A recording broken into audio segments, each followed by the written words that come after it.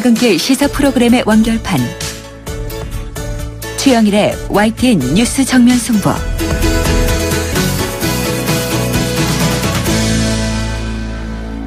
YTN 뉴스 FM 뉴스 정면 승부 2부 시작합니다. 오늘 지구촌 곳곳에서는 또 어떤 일들이 있었을까요? 보도국 국제부를 연결합니다. 이경아 기자. 네, 국제부입니다. 네, 이 최순실 국정농단 파문 관련해서요. 오늘 오전에 박근혜 대통령의 두 번째 사과 기자회견이 있었는데요. 자, 해외 언론은 이번 회견 어떻게 전하고 있습니까? 네, 외신들은 박근혜 대통령의 이번 회견을 주요 뉴스로 신속하게 보도했습니다. AFP-통신은 한국의 박근혜 대통령이 정권을 둘러싼 부패 스캔들과 관련해 검찰 조사를 수용하기로 했다고 전했고요. 블룸버그와 AP, 로이터 통신 등도 박 대통령이 검찰의 직접 조사를 받아들이기로 했다는 내용의 속보와 함께 박 대통령의 지지율이 역대 대통령 지지율 중 최저치인 5%로 떨어졌다고 보도했습니다. 최순실 국정 개입 파문을 비중 있게 다뤄온 일본 언론들도 박 대통령의 대국민 담화 내용을 실시간으로 전했는데요. NHK와 TBS는 박 대통령의 담화를 동시 통역으로 방송하며 주요 내용을 자막으로 알렸고 TV 아사히도 약간의 시차를 두고 이를 생중계했습니다. 교도통신은 박 대통령이 국민에게 사과했다는 속보를 전하고 박 대통령이 검찰 조사를 받게 되면 현직 대통령으로서는 처음이라고 설명했습니다. 중국 신화통신과 중국 신문망 등도 박 대통령의 대국민 사과를 주요 뉴스로 보도했고 홍콩 봉황위성TV는 향후 한국 정계에 미칠 영향까지 집중 분석하는 등 큰 관심을 보였습니다. 네, 정말 전 세계에서 큰 관심을 보이고 있는데 우리는 정작 걱정이 큽니다. 이 선진국과 개발도상국이 온실가스 감축 의무를 함께 이행하는 이 파리협정 오늘 공식 발효된 거죠? 네, 그렇습니다. 유엔 기후변화협약 에스피노사 사무총장은 파리협정 발효를 공식 선언했습니다. 사무총장은 이 협정이 지구온난화와의 싸움에서 큰 전환점이 될 것이라고 밝혔습니다. 파리협정은 지난 2020년 이후 새로운 기후변화 체제 수립을 위해 지난해 12월 파리에서 체결됐는데요. 지구의 평균 온도가 산업화 이전 대비 2도 이상 상승하지 않도록 온실가스 배출량을 줄이는 것을 목표로 삼아 각국이 온실가스 감축 목표치를 나눠서 책임지도록 하고 있습니다. 이전 기후변화 협정인 교토의정서는 선진국에만 구속력을 가졌지만 파리협정은 195개 당사국이 모두 지켜야 합니다. 협정 당사국들은 오는 7일부터 모로코 마라케시에서 열리는 제22차 유엔 기후변화협약 당사국 총회에서 파리협정의 세부 이행 사항을 논의할 예정입니다. 네, 이게 터키 정국이 만만치가 않군요. 이 쿠데타 진압 이후에 에르도안 터키 총리의 독자 행보가 심각한 공안 정국을 만들고 있다. 이런 이야기가 나왔는데요. 자, 이번에는 현역 의원들까지 구금을 했다고요? 네, 터키 당국이 야당 대표 등 현역 의원 11명을 구금했습니다. 이와 관련해 터키 내무부는 쿠르드계 야당인 인민민주당 공동대표 2명 등 현역 의원 11명을 테러 조직 연계 혐의로 연행해 조사하고 있다고 발표했습니다. 터키 검찰은 새벽녘에 의원들의 자택을 급습해서 연행한 것으로 전해졌는데요. 터키 내 쿠르드계를 대변하는 인민민주당은 의회 550석 가운데 55석을 확보한 정당으로 당국이 수백 건에 이르는 혐의를 씌웠지만 그동안 조사에 응하지 않아 왔습니다. 터키 정부는 이뿐 아니라 소셜미디어 대부분을 차단해 반정부 움직임에 대한 압박을 더욱 강화하고 있는데요. SNS상에 한때 검찰이 오늘 야당 대표 자택에 들이닥친 상황을 담은 동영상이 공개됐습니다만 현재는 볼 수 없다고 합니다. 터키 내에 있는 트위터와 페이스북, 왓츠업 등 대부분의 소셜미디어와 메신저 접속이 불가능한 상태라고 외신들은 전했습니다. 네, 암울한 상황인데 빨리 정국이 좀 밝아지길 기대해보고요. 자, 미국 대선이 바로 다음 주로 다가왔습니다. 그런데 일본 정부가 이 클린턴 후보가 당선될 것이라고 가정을 하고 벌써 정상회담을 추진하고 있다고요? 네, 교도통신의 보도인데요. 일본 정부가 클린턴 후보가 당선되면 아베 일본 총리가 내년 2월 중순 이후 미국을 방문해서 미일 정상회담을 하는 방안을 검토하고 있다고 전했습니다. 일본 측은 당선되면 빨리 정상회담을 하고 싶다는 의향을 클린턴 진영에 비공식적으로 이미 전했다는데요. 이렇게 서두르는 이유는 클린턴 정권 발족 직후 미일 동맹 강화를 확인하고 중국과 러시아 그리고 북한의 관련한 현안들을 조율하기 위한 것으로 보입니다. 이에 관해서 미국 정부 당국자는 일본의 구상이 실현될 경우 아베 총리가 클린턴과 가장 빨리 회담하는 외국 정상이 될 확률이 크다고 전망했습니다. 네, 자, 이 미국 전기차 업계 선두주자인데요. 이 테슬라의 자동차가 또 사고를 일으켰네요. 인명피해도 있습니까? 네, 현지 시각으로 오늘 새벽 1시쯤 미국 인디애나주 인디애나폴리스 시내를 달리던 테슬라사의 자율주행차 모델 테슬라 S가 도로에서 벗어나 나무와 건물을 들이받았습니다. 이 사고로 운전자인 27살 남성과 조수석에 타고 있던 44살 남성 등 2명이 숨졌습니다. 차량은 사고 당시 불길에 휩싸이면서 크게 훼손된 것으로 알려졌는데요. 현지 경찰은 이번 사고가 자율주행 도중에 일어난 사고인지 여부를 조사하고 있습니다. 테슬라 측은 성명을 통해 자사의 부분 자율주행 장치가 작동하던 중 사고가 일어났을 가능성은 낮아 보인다며 경위를 파악하고 있다고 밝혔습니다. 테슬라사는 그동안 운전자 없이 알아서 주행하는 자율주행 기술을 선도해왔지만 지난 5월 자사 자동차가 첫 사망 사고를 내면서 안전성에 대한 우려가 제기되고 있습니다. 네, 오늘 소식 고맙습니다. 지금까지 YTN 국제부의 이경아 기자였습니다.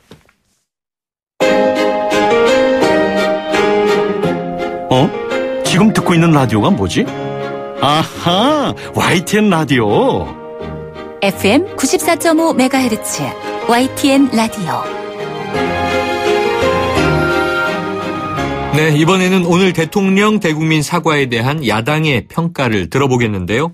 자, 검찰 수사는 물론 특검까지 수용하겠다고 밝혔습니다. 야당과도 소통하겠다, 이런 이야기도 나왔습니다만 대통령이 여전히 국민들의 분노와 울분을 잃지 못하고 있다. 자, 강경 대응을 예고했는데요. 국민의당 이용호 원내대변인 연결해서 이야기 나눠보죠. 이 의원님, 안녕하십니까? 네, 안녕하세요. 자, 오늘 박 대통령 대국민 담화, 국민의당은 어떻게 평가하십니까? 오늘이 대통령의 두 번째 사과인데, 세 번째 사과가 또 있어야 하지 않을까, 이런 얘기가 조심스럽게 나왔습니다. 아하. 물론 긍정적인 측면이 없었던 것은 아니지만, 네. 국민적 감정과는 다소 거리감이 있었다라고 하는 것이 전반적인 평가인 것 같습니다. 네, 세 번째. 여전히 조금 상황인식이 좀 덜 돼 있는 것이 아니냐, 네. 그런 지적이 있었습니다. 무엇이 가장 문제였을까요? 우선은 사과의 진정성 이런 부분은 어느 정도 또 수용한다고 하더라도 네. 지나치게 감정에만 호소한 거 아니냐. 그래서 그동안 견고한 지지를 보였던 60대 이상의 노인들을 주로 겨냥한 동정심 유발의 어떤 그런 사과하고 호소가 아니냐, 이런 얘기가 이렇게 보여지고요. 네. 문제는 사과까지는 좋다. 그런데 그래서 어떻게 하겠다는 거냐라고 하는 질문에 대한 후속 답변이 좀 부족했다는 겁니다. 네. 그러면 기존의 방식대로 그냥 가겠다는 거냐? 라고 하는 질문에 대해서 뭔가 정말 거국 내각을 구성하든지 뭔가 어떤 액션을 하겠다는 얘기가 없어서 그런 부분이 좀 미흡하게 평가가 됩니다. 대통령으로서 후속 조치에 대한 해법이 없었다, 이런 지적해 주셨는데요. 네. 당장 이제 주말로 들어가는데요. 이 대규모 집회도 열린다고 하고요. 아마 네. 청와대도 좀 여러 가지 민심의 동향을 고려했을 텐데, 자, 오늘 대국민 담화 발표 이후에 좀 민심이 수습될 수 있겠는가? 어떻게 전망하십니까? 워낙 국민적 분노가 크고 높기 때문에 네. 오늘 대국민 담화 가지고 수습이 된다고 보기는 어려울 것 같습니다. 네. 우리 정치권 야당에서도 지난번 기습적으로 단행한 김병준 내각 네. 있지 않습니까? 네. 이 부분은 처음부터 잘못된 인사였기 때문에 이런 부분에 대한 언급이 있었어야 되는 것이 아닌가라고 보여지고요. 이런 상태에서 그저 좀 표현이 그렇습니다만 어떤 립서비스로 하는 그냥 사과만 가지고 수습이 되기에는 좀 역부족이다, 이런 생각이 듭니다. 역부족이다. 수습에는 네네. 립서비스 사과다, 이렇게 말씀하셨는데, 자, 오늘 대국민 담화가 포함된 수치는 아닌데요. 담화 네. 직전에 오늘 아침에 나온 이 대통령 지지율 발표 말이죠. 한국갤럽 네. 5%로 나왔는데 이 네. 수치의 의미 어떻게 보십니까? 그러니까 지금 보도에서 나왔지만 그동안 역대 대통령 중에서 가장 낮은 수치라고 그럽니다. 네, 저는 처음 봤습니다. 네. 더구나 이제 이번 분노가 요즘에 청소년 청년 세대가 얼마나 어렵습니까? 청년 세대가. 네. 일자리 문제나 이런 상황에서 특히 젊은 층들에게 굉장히 실망을 주어서 1.7% 이런 정도 20대가 그러지 않습니까? 네.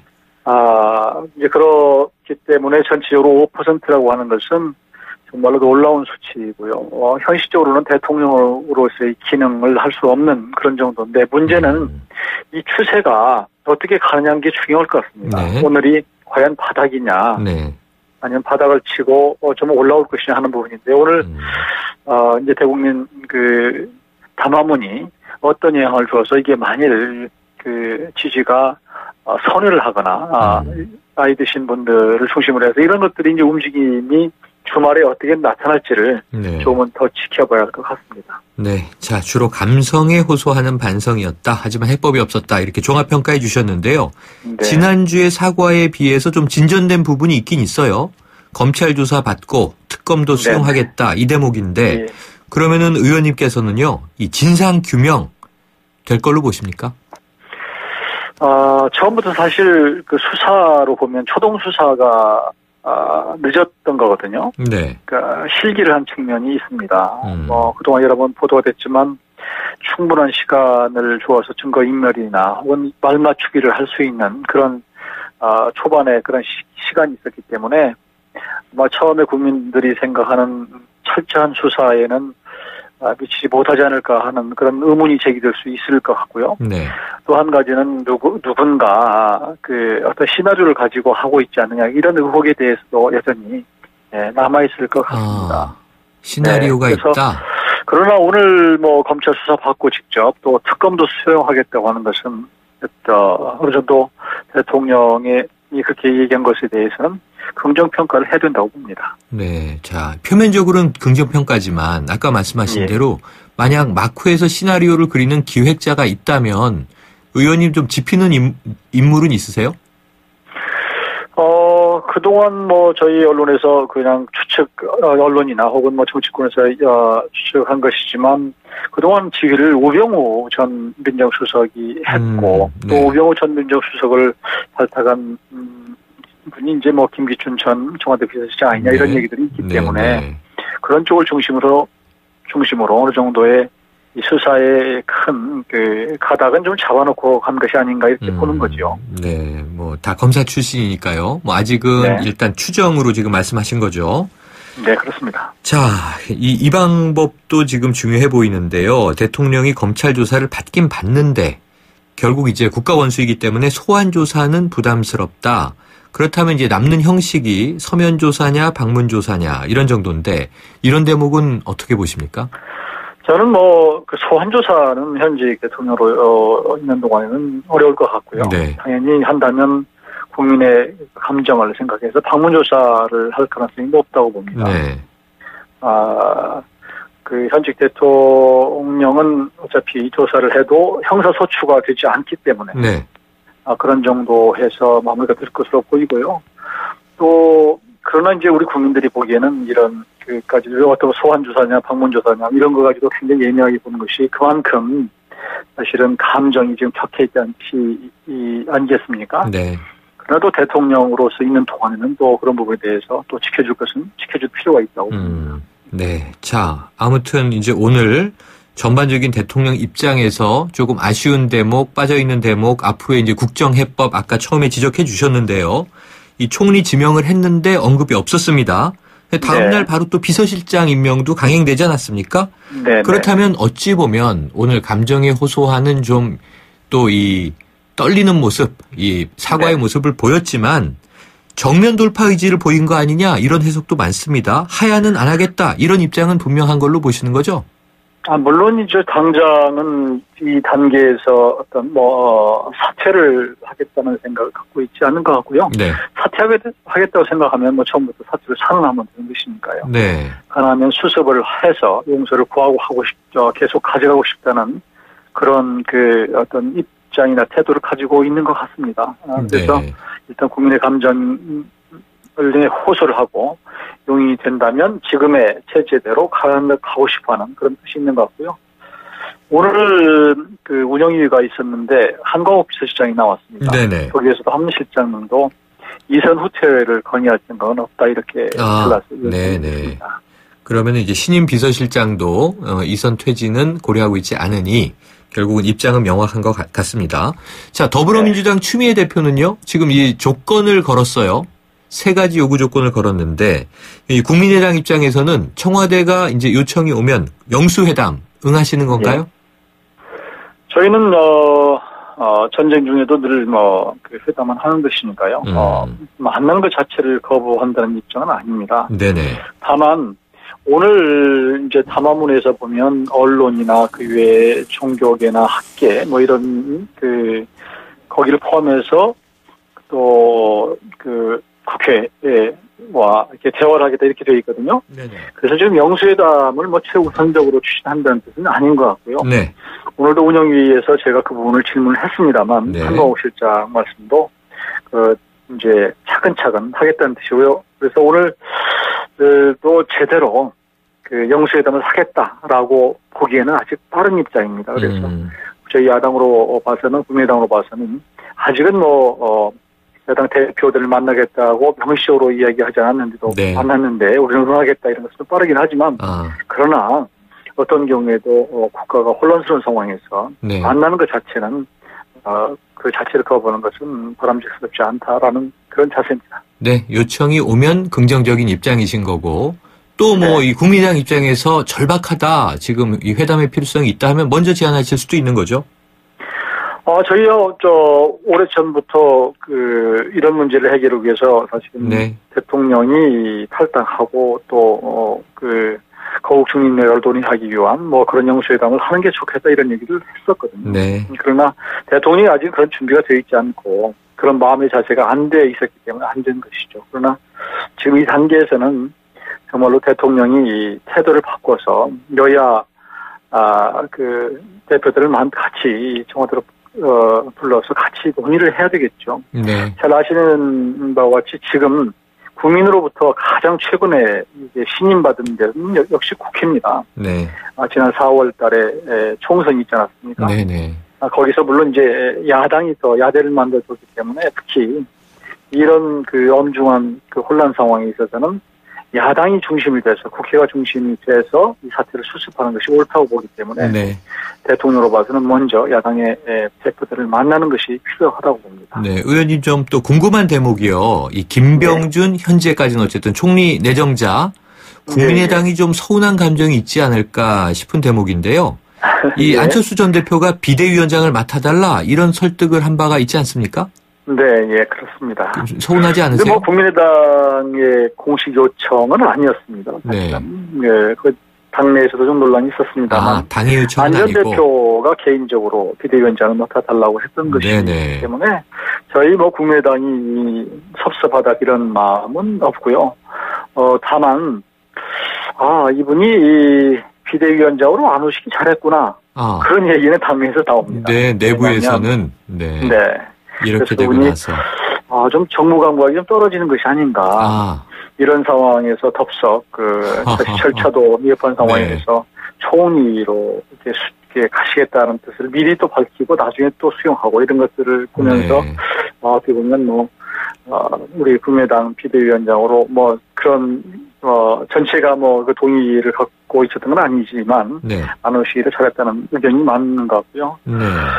하여튼 좀 현 상황에서 지금 야당이 반대하면은 절대로 청문회가 통과가 안 되거든요. 총리가 안 됩니다. 이런 상황에서 하신 것이 과연 옳은가 하는 그런 의문들도 좀 있습니다. 네, 어제 오늘 요 내막을 좀 궁금해하는 분들도 많이 있어서 추가로 여쭤보면요. 지금 정무 감각이 떨어져서 안 오시길 잘했다 이렇게 말씀을 해주셨는데 이 기자들과 이야기를 나누면서 이 총리 내정을 한 일주일쯤 전에 통보받았다. 달력을 봐야 정확히 알겠다. 이런 얘기 하지 않았습니까? 대략 한 10월 26일 전후가 되는데 이 시점에 국민의당 비대위원장 수락은 있었던 건가요? 없었던 건가요?